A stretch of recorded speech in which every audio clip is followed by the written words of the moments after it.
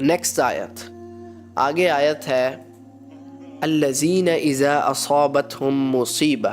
مطلب آیت کا کیا اللہ نے سیکونس بنایا، نماز کا، پھر اس کے بعد صبر کا، پھر کہا کہ میں صبر کرنے والوں کے ساتھ ہوں، پھر یہ بتایا کہ اگر خوف آئے، اگر پھلوں میں کمی ہو، ہم تمہیں آزما رہے ہیں، تمہیں صبر کرنا ہے۔ پھر آگے اللہ نے بتایا ہے کہ وہ لوگ کیا کرتے ہیں، ایکچولی ریالٹی میں وہ کیا کرتے ہیں، الذین اذا اصابتہم مصیبہ، جب بھی ایمان والوں پر الذین کوئی مصیبت آتی ہے، کوئی پریشانی، کوئی مصیبت آتی ہے، قالوا انا للہ و انا الیہ راجعون، وہ تو کہتے ہیں کہ ہم اللہ ہی کی طرف سے ہیں، اللہ کی ہی ملکیت ہے اور اللہ ہی کی طرف لوٹ جائیں گے۔ مطلب یہ بہت ہی گہرا بیلیف ہے۔ اب آپ اگر میرے دوست ہو نا، یا کوئی بھی میرا دوست ہے، لوگ کہتے ہیں کہ مجھے اس سے محبت ہے تو یہ جو بھی کرے مجھے قبول ہے، یہ میرے ساتھ برا بولے، مجھے دکھ پہنچائے، مجھے قبول ہے، مجھے جو مرضی کرے، اگر مجھے تھوڑا تنگ کرے ٹھیک ہے۔ تو اسی طرح اگر آپ اللہ سے محبت کرتے ہو، اگر کوئی اللہ آپ پہ کوئی آزمائش لے آیا ہے تو آپ کو کہنا چاہیے قالوا انا للہ و انا الیہ راجعون، اے اللہ میں تیری ہی ملکیت ہوں، جیسے تو راضی ویسے میں راضی۔ ابھی آپ نے ایک بات کی کہ ظلم کے خلاف آواز اٹھانا، صبر نہیں کرنا چاہیے، ٹھیک ہے، تو اکثر اوقات ایسے موقع بن جاتے ہیں کہ ظلم کے خلاف آواز اٹھائی نہیں جا سکتی، لوگوں کو مینز ڈر ہوتا ہے موت کا، یا خوف ہوتا ہے، یا مینز حالات ایسے ہوتے ہیں کہ انسان کچھ نہیں کر سکتا، بے بس ہو جاتا ہے۔ نہیں، آواز یہ تو میں کہوں گا کہ دیکھیں، ہاں وہ ایمان کے 3 درجے ہیں، دل میں برا جانے، زبان سے، ہاتھ سے۔ اب آپ دیکھیں آپ کس درجے پہ ہیں، لیکن اللہ پہ پھر یقین، اللہ پہ یقین بھی تو ایک چیز ہے نا، آپ کو مار دے، کوئی اٹھا کے لے جائے یا کچھ بھی ہو، لیکن اللہ پہ یقین ہے تو پھر آپ کو اتنا پریشانی اور اتنا ڈر نہیں لگے گا۔ تو قالوا انا للہ و انا الیہ راجعون، تو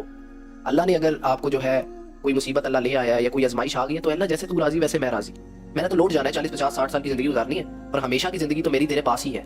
تو ادھر میرے ساتھ جو معاملہ ہو رہا ہے مجھے پتہ ہے، وَعَسَىٰ أَن تَكْرَهُوا شَيْئًا وَهُوَ خَيْرٌ لَكُمْ وَهُوَ شَرٌ لَكُمْ، کہ اے اللہ فرماتا ہے نا کہ کیا پتا کہ کوئی چیز ایسی ہو جو تمہیں پسند نہ ہو لیکن وہ تمہارے لیے بہتر ہو، اور کیا پتا کوئی ایسی چیز ہو جو تمہیں پسند ہے لیکن تمہارے لیے بہتر نہ ہو۔ وَاللَّهُ يَعْلَمُ وَأَنْتُمْ لَا تَعْلَمُونَ، تم نہیں جانتے، اے انسان تم نہیں جانتے انسان کا کتنا علم ہوگا زیادہ سے زیادہ۔ انسان کے پاس کوئی وہ ڈوریمون میں جو آتی تھی نا، کیا اسے کیا ٹائم مشین تو نہیں ہے انسان کے پاس، کوئی فیوچر کا کوئی ذریعہ نہیں، اللہ بہتر جانتا ہے، اور اللہ سے زیادہ تو کوئی جان بھی نہیں سکتا۔ تو اس لیے ہم، اے اللہ تیری ہی ملکیت ہے، اگر کوئی ہم پر مصیبت، کوئی پریشانی آ گئی ہے، تو اگر کوئی بھی حالات بن گئے ہیں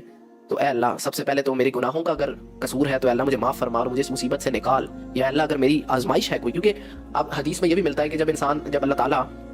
انسان کے ساتھ کوئی بھلائی کا معاملہ کرنا چاہتا ہے نا تو اس کو مصیبت میں ڈال دیتا ہے۔ اب مصیبت میں کیوں ڈال دیتا ہے، یہ سوچنے والی بات ہے۔ سوچنے والی بات یہ ہے، اس کی جو ہے آپ کو کلیریفیکیشن ملے گی، انما یوفی الصابرون اجرهم بغیر حساب، اللہ کہتا ہے کہ جو صبر کرتے ہیں نا ان کے لیے اجرهم بغیر حساب، اتنا اجر ہے حساب کے بغیر اجر ہے۔ ایک ہوتا ہے کہ آپ اگر میرا کوئی کیلکولیشنز کرتے ہیں، ہم کوئی حساب کرتے ہیں، میں کسی حساب سے آپ کو پیسے دیتا ہوں یا کوئی چیز دیتا ہوں، لیکن اللہ کہتا ہے جو صبر کرتا ہے اس کو میں بے حساب دوں گا، اور ادھر علماء نے اشارہ نکالا ہے جنت کا۔ تو اللہ تعالیٰ جب کسی کو مصیبت میں ڈال دیتا ہے تو اس کو صبر کرنا ہے اور جنت حاصل کرنی ہے، کیونکہ صبر پہ جو اجر ہے وہ تو آپ کو میں بتا چکا ہوں کہ کیا کیا اجر ہیں جو صبر پہ بہت اجر ہے۔ ایک جگہ کہہ دیا گیا ان اللہ مع الصابرین، ایک جگہ کہہ دیا گیا وبشر الصابرین، ایک جگہ کہہ دیا گیا انما یوفی الصابرون اجرهم بغیر حساب۔ مطلب صبر کی بہت سی جو ہے نا فضیلت ہے، لیکن صبر کی ڈیفینیشن جو پہلے بتائی گئی ہے اس کو آپ جو ہے نا وہ اچھی طرح کلیئر کر لیں۔ اب قالوا انا للہ و انا الیہ راجعون، اس سے آگے چلیں تو اولئک علیہم صلوات من ربہم ورحمہ واولئک هم المہتدون، یہی وہ لوگ ہیں جو ہدایت یافتہ ہیں، جن پر اللہ کی رحمت ہے، اور یہی ہدایت یافتہ کامیاب تر لوگ ہیں۔ یہ رکوع میرا فیورٹ ہے، انسان پریشانی میں ہو یہ رکوع سنے، اور اس رکوع کو ہر وقت یاد رکھنا چاہیے۔ یہ جو 4 5 آیات ہیں کمال آیات ہیں، ان کو ہر وقت دماغ میں رکھنا چاہیے، کیونکہ انسان کی جو زندگی میں سب سے جو خوفناک چیز ہے اور سب سے جو ہر انسان کے جو جس میں وہ پریشان ہو جاتا ہے وہ یہ تکالیف ہی ہیں، کہ ہر انسان کسی نہ کسی تکلیف میں ہے۔ تو یہ چیزیں اگر آپ یاد رکھیں گے تو آپ کو کافی ریلیف مل سکتا ہے انشاءاللہ۔ ان سیکنڈ پارہ